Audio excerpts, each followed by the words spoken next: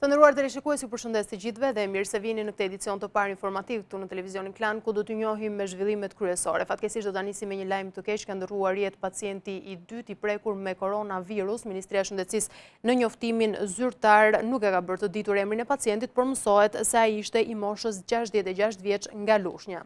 I moshuar ishte në gjendje të rëndë sipas mjekëve dhe trajtohej në spitalin infektiv me respirim të drejtuar në reanimacion. 66 vjeçari prej disa ditësh ishte i shtruar në shërbimin infektiv në gjendje të rëndë. Në njoftimin për mediat saktësohet se pacienti vuante nga disa sëmundja shoqëruese, insuficiencë kardiake, edem pulmonare dhe insuficiencë renale.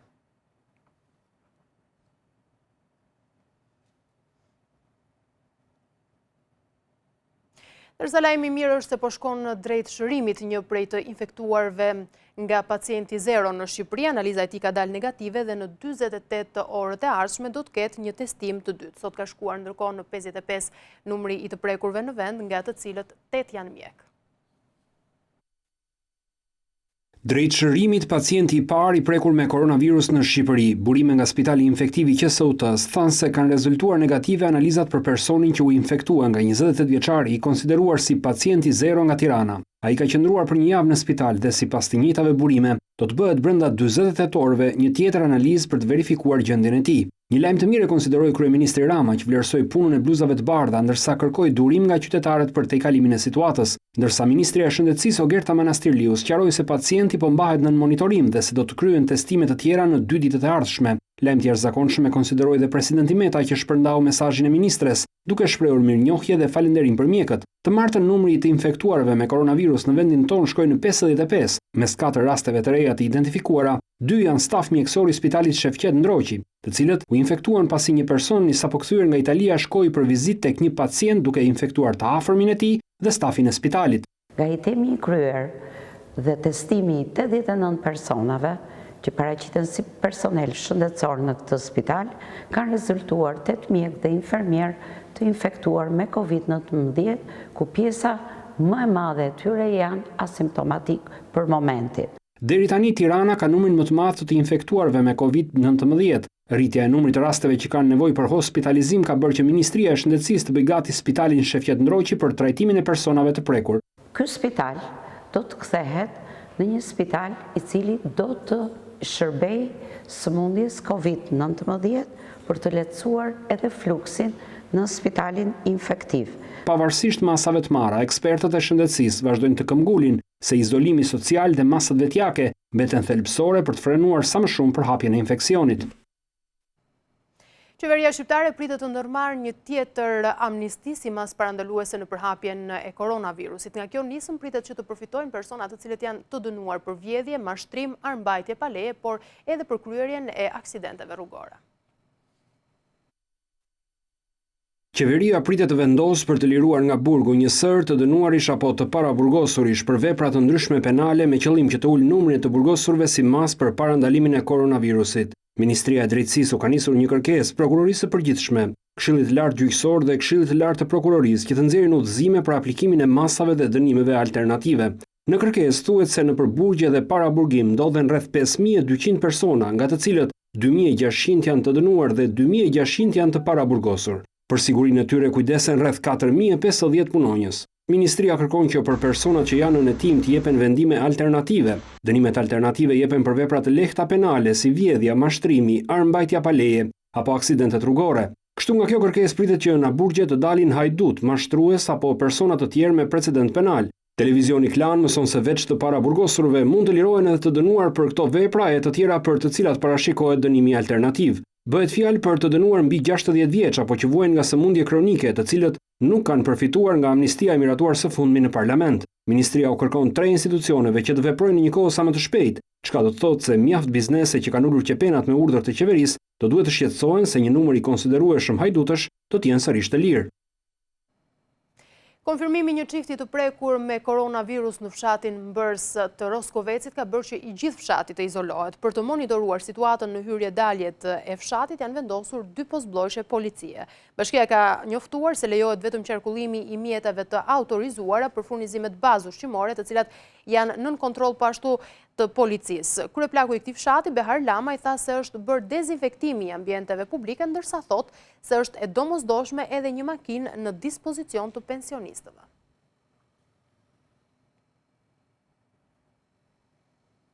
Partia Demokratike ka ngritur një tjetër shqetësim që ka lidhje me mungesën e kiteve dhe tamponëve që shërbejnë për të analizuar mostrat e marra nga personat e prekur me COVID-19. Celia Blu i ka kërkuar qeverisë që të shtojë testimet.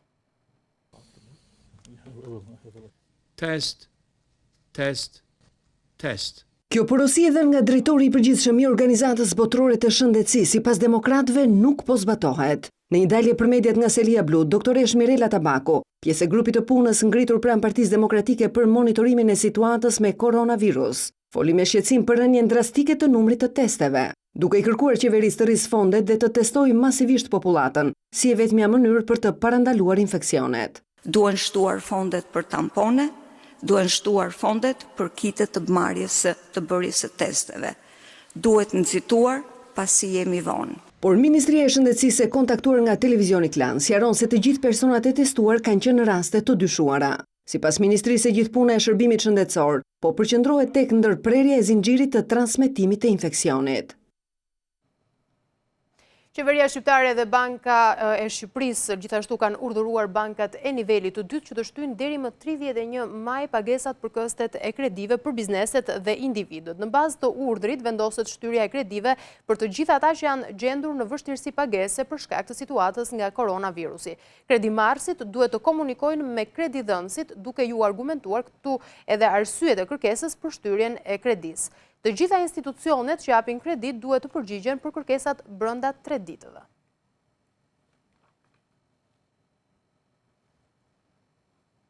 Të gjithë qytetarët të cilët nuk kanë mundur që të shkojnë në punë për shkak të masës së vet të izolimit në përhapjen e koronavirusit, do të kenë mundësi që të paguhen për të gjitha ditët që kanë qëndruar në shtëpi. Kryeministri Edi Rama ka thënë se nga dita e njëjtë do të ketë gati një plan masash financiare, ndërsa ka patur një sugjerim edhe nga ana e kryetarit të Partisë Demokratike me një plan 8 pikësh. Kryeministri Edi Rama ka qetësuar qytetarët e karantinuar se do të paguhen për ditët e qëndrimit në shtëpi. Të njëjtën ai paralajmëron se qeveria do të bëjë publik planin e masave për garancitë financiare dhe kompensimin e pagave të munguara për çdo biznes. Ju lutem të gjithë atyre që janë në shtëpi pas mbylljes së aktivitetit ekonomik të rrinë të qetë dhe të bëjnë durim. Të njëjtën do të kemi gati planin e garancisë financiare për kompensimin e pagave të munguara të çdo biznesi. Nuk do të vi fundi i muajit pa pagën e gjithkujt, ndër ju që qëndroni në shtëpi si pasojë e mbylljes së biznesit ku punoni. Durim, ju lutem, dhe besim që po punojmë pa pushim për të mos lënë asnjë vetëm në përballimin e pasojës financiare të mosvajtjes në punë. Por kryetari i Partisë Demokratike Lulzim Basha i sugjeron të vërë menjëherë në zbatim një plan 8 pikësh për t'i ardhur në ndihmë ekonomisë. Të pezullohen pagesat e kontributeve të sigurimeve shoqërore dhe shëndetësore për një periudhë 3 mujore. Shlyerja e këtyre pagesave të bëhet me këste 12 mujore në periudhat pasardhëse. Në rast nevoje kur biznesi shfaq pamundësi financiare, të paguhen nga buxheti i shtetit pagat e punonjësve për një periudhë 2 mujore, sipas kriterjeve të mirë përcaktuara për të shmangur abuzimin. Përjashtimi nga tatim fitimi për 6 mujorin e parë të vitit dhe të pezullohet tatim fitimi për pjesën e mbetur të vitit, e cila të paguhet me 4 këste gjatë vitit 2021. Pezullimin dhe fshirjen e pagesave të faturave të energjisë dhe të ujit për të gjithë konsumatorët familjar nën minimumin jetik dhe bizneset të vogla e të mesme ku virusi Covid është shfaqur. Basha propozon gjithashtu edhe disa masa për shtresat në nevojë dhe qytetarët e prekur nga tërmeti që jetojnë në kushte të vështira. Furnizimin me ushqime dhe detergjente të gjithë familjeve që janë në pamundësi ekonomike, mundësi për të furnizuar me ushqime të moshuarit që jetojnë vetëm dhe janë më të rrezikuarit nëse dalin në rrugë. Pjesë e masave të propozuara nga Kryedemokrati është edhe pezullimi i shkëputjes së furnizimit me ujë dhe energji elektrike deri në tejkalimin e kësaj gjendje, përjashtimin e kamatvonesave dhe gjobave, si dhe të taksës së pronës e tarifave vendore për një periudhë 3 mujore. Por në kundërpërgjigje kryeministri Rama teksa ironizon Bashën e cilson maskarad planin 8 pikësh të propozuar nga kryetari i Partisë Demokratike. Rama thotë se ndryshe nga Italia që masat ekonomike i mori pas një muaji, qeveria do t'i ketë gati këtë javë. Ndërkohë bankat kanë rinisur punën duke ofruar shërbim për qytetarët edhe pse nën masa strikte të higjienës. Bankat e nivelit të dytë kanë rinisur punën dhe shërbimet për qytetarët dhe bizneset.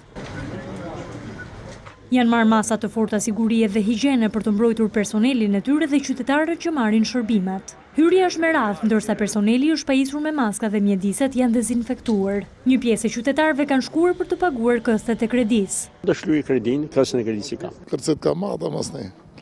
Këta së të falin banka privata. Po se di njerë thonë që do shtyhen, pasaj ku dim nëse që s'po merret vesh.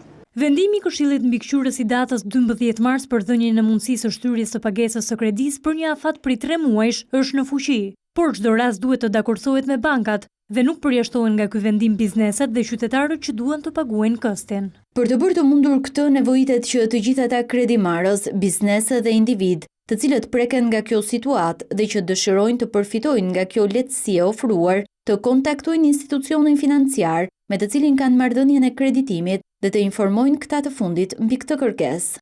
Qytetarë të tjerë kanë shkuar në banka për të bërë veprime të përditshme. Për të marrë rrogën. Nga bana se marrë rrogën. Prej 17 marsit në shërbim të qytetarëve janë edhe 4 pika të ujësjellës kanalizimeve Tiranë. Pas dezinfektimit të mjediseve në sportele po punohet me staf të reduktuar. Po ashtu edhe operatori i shpërndarjes së energjisë elektrike ka njoftuar se në pikat e saj vijun puna në sportele prej orës 8 deri në orën 16. Do të vendosemi tani me informacionet më të fundit që vinë nga Kosova. Presidenti Hashim Thaçi ka dërguar mbrëmjen e kaluar kuvendit dekretin për shpalljen e gjendjes së jashtëzakonshme. Ai ka deklaruar pas mbledhjes së Këshillit të Sigurisë se mori vendimin pas konsultimit me kryeministrin Albin Kurti. Sipas Thaçit, gjendja e jashtëzakonshme do të përfshijë mobilizimin e forcës së sigurisë së Kosovës tër territorin e vendit, por menjëherë më pas ka reaguar qeveria me anë të zëvendës kryeministrit Aki Abazi, i cili tha se nuk do të pranohet ky propozim i presidentit. Sipas qeverisë, masa ekstreme është e papranueshme dhe e panevojshme. Fjalën e fundit do ta thotë kuvendi. Në Kosovë janë 19 persona të prekur me koronavirus.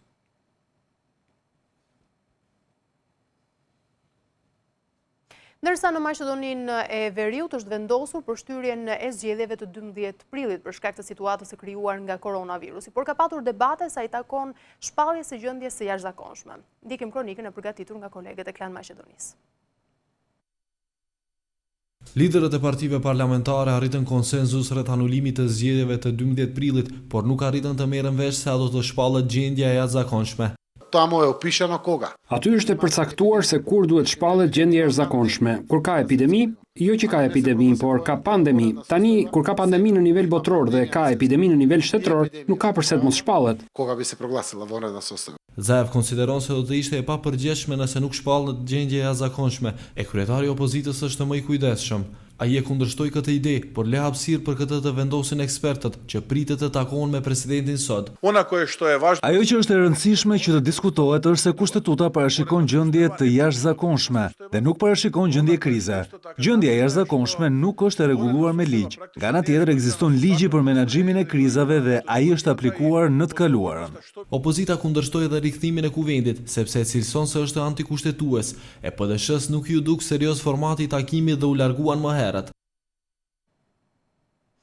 Edhe në Serbi po rritet të ndjeshëm numri të prekurve me koronavirus, gjë që mund të çojë në shtyrjen e zgjedhjeve të 24 prillit. Problem mbetet furnizimi i qytetarëve me maska dhe dezinfektues. Ndikim hidroseferin.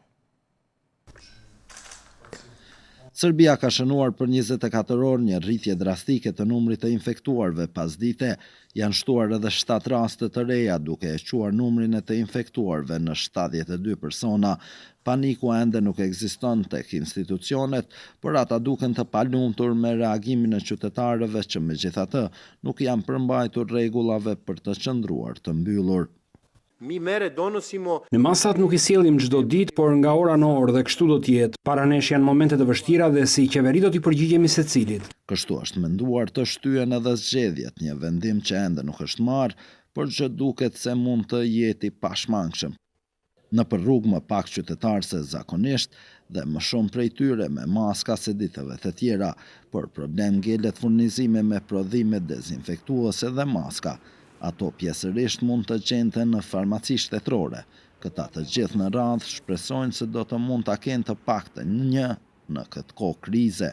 Gjysmore pritja është koha dur për të arritur deri tek sporteli, ku janë kufizuar mundësitë e blerjes vetëm në një lloj prodhimi për person. Për rreth 5 euro mund të bleja 3 nga këto të ndryshme që mund të zgjasin për rreth një javë, por megjithatë maska ende nuk ishte. Ushtria ka marrë në kontroll disa objekte të rëndësishme dhe aeroportet e pikalimet kufitare, hidroseferi Tv Klan Beograd. Edhe Mali i Zi fatkeqësisht është prekur tashmë nga koronavirusi, vendi i vogël ishte i vetmi që nuk ishte raportuar për të infektuar. Lajmi për identifikimin e 2 të prekurve të parë u dha nga kryeministri i vendit Dushko Marković. Një nga të infektuarat është nga Ulqini, ndërsa tjetri nga Podgorica. Të 2 rastet kishin patur histori udhëtimi në Shtetet e Bashkuara dhe në Spanjë.